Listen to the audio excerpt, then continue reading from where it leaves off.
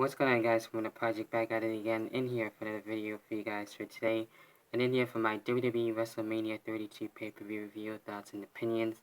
Got my stuff here, the notes right here on the tablet, and gonna be going over how I felt about WrestleMania and whatnot, and shouldn't be too long of a video. And I know WrestleMania 32 was long in itself if you watch the pre-show, aka the kickoff, and then WrestleMania itself altogether was 7 long hours.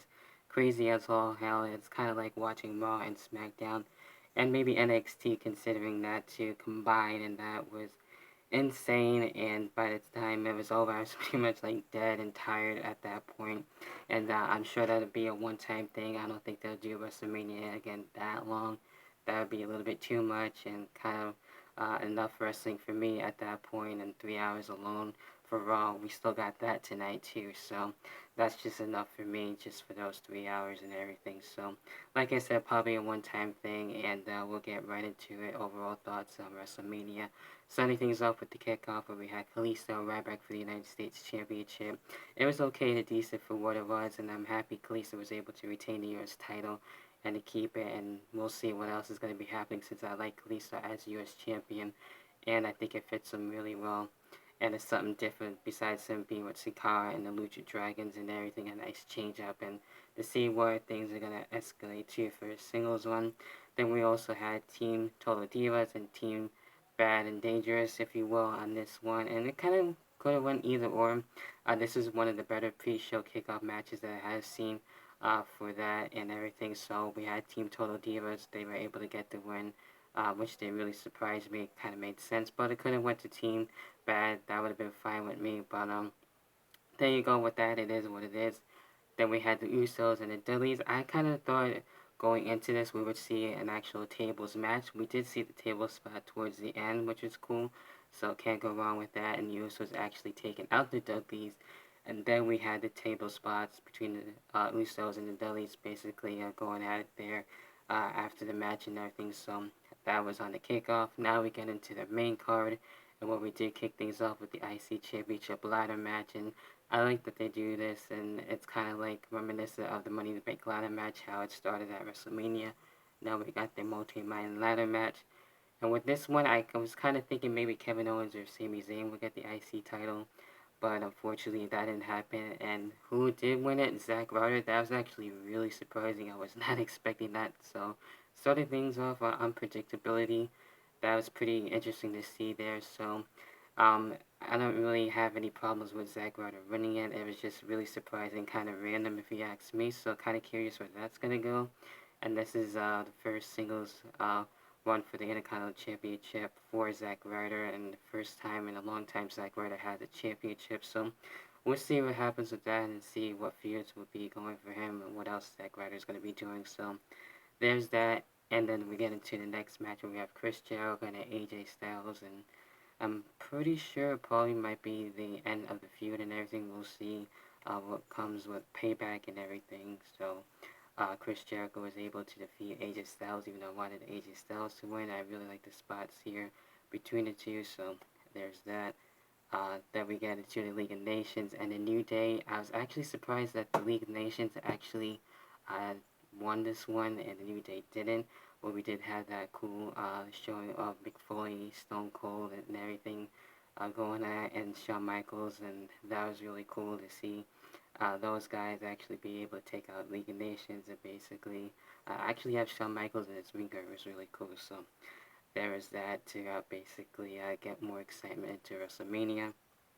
Then with the next match where we had Brock Lesnar and Dean Ambrose, that was a really enjoyable match between the two, and it could have went either or, and both men actually did look strong if you ask me between the two, but I would have liked to see Dean Ambrose get that one, but Brock Lesnar was able to get the win and take out Dean Ambrose, and it did pretty well for itself. We did see, of course, Barbie in this one, of course, Mick Foley and Terry Funk and Mick Foley were able to endorse Dean Ambrose there, so we did get to see that, the steel chairs and whatnot, the Singapore canes and stuff like that. So overall, that wasn't too bad. So like I said, with that, Brock Lesnar got the win.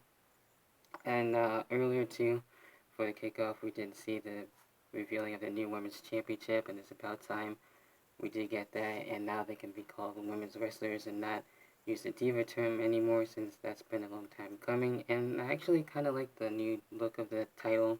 It kind of looks like the WWE title, but you know, it actually has the old school look to it, so that's really cool. We had Charlotte, Sasha, and Becky, which is one of the matches of the night that I really enjoyed, one of my favorites.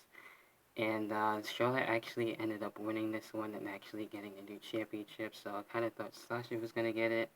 I like how she played tribute to Teddy Guerrero with her ring attire for Sasha Banks, so we'll see where this goes. And I'm a little bit surprised, like I said, that Charlotte was able to actually get another win, which I thought Sasha was going to able to get the title, but it is what it is. Then we had Undertaker and Shane, really awesome match with the Hell in a Cell, and these two pretty much did it all. We see the Hell in a Cell parade and everything. Shane McMahon going on top of the Hell in a Cell, doing the elbow drop and missing. We see the table spots and everything. Pretty much we've seen it all. And who did win? The Undertaker actually was able to walk out on top. And I was kind of curious to see if how Shane would have won and what he would be doing soon. I don't know if he's going to still try and maybe run Raw and SmackDown, or if he had the brand split come back. I don't think it's really going to be happening, since Shane McMahon, of course, didn't win and everything. So those were the rumors that were coming out of this too, and then possibly maybe some run-ins and whatnot. So we didn't see that either. It's just basically these two going balls to the walls and going all out in this Hell in a Cell match, which is really great. So one of the matches to look out for if you haven't seen WrestleMania yet. Then we had the Battle Royal, of course, for Andre the Giant. And this one wasn't too bad. I don't mind seeing this, and I'm glad it was actually on the main card and not the kickoff. So that was a good move, and we actually had Baron Corbin win, which is nice to see him. And then we had DDP and Tatanka, guys like that in there, Tyler Breeze and whatnot. Just to name a few. I kind of thought Mark Henry was going to win it, but of course that didn't happen, and we had Baron Corbin winning it. So we'll see what happens with that. And to see what Baron Corbin is going to be doing too. I'm probably sure we'll probably see him on Raw and maybe on the main roster, and probably at the house show I'll be going with Chris just May 14th, so that's going to be something to look forward to. Can't wait for that first show of the year. And then we get into, of course, the main event, Roman Reigns and Triple H, and it wasn't too bad for what it was. I actually thought Triple H had a chance of retaining, and I like his entrance as always. It's really cool, probably one of the best ones yet, if you ask me, for Triple H's entrances as far as WrestleMania entrances go and everything. And with that being said, Triple H didn't win. Roman Reigns was able to get the title. Unfortunately, it is what it is. Not really surprised about it. Can't really say anything for it too much, but you know, I kind of thought, you know, in the end, Roman Reigns actually turned heel and join the Authority, and then we'll see that. But actually, that didn't happen at all, and Roman Reigns is still a face and still has a championship and everything. So can't go wrong, I guess, with complaining and everything. So that won't really get me anywhere, unfortunately. So you know, we'll just have to wait and see what happens with that. And also too, before that match, we also did have an impromptu match too, before I end things off, where we had John Cena return, and not only that, we had The Rock basically go at it with the Wyatt family, and since I wasn't too sure what they would be doing too, and they ended up having an impromptu matchup, and Luke Harper wasn't there because of his injury and everything, so that was pretty interesting. And of course, WrestleMania was able to break the record, so that is the whole point of The Rock being out there and then actually having a match. So I wasn't too sure if he was going to do a promo or a match, so he ended up doing both and surprised the hell out of me. So that was interesting alone. So that had to do with all of WrestleMania 32. What are your own thoughts and opinions on it? What you liked, what you didn't like about it? Do you think this is a one-time type of deal? It's going to be 7 long hours. Hopefully it is. And yeah, so that does it for me. And don't know when in the hot seat will be returning. I know by the time WrestleMania was over, it's basically almost towards midnight. So it is what it is, and we'll see where that's going to be happening and everything. So with that being said, leave your comments down below in the comment box, and I'll catch you guys in the next video, whenever the hell that may be. Peace.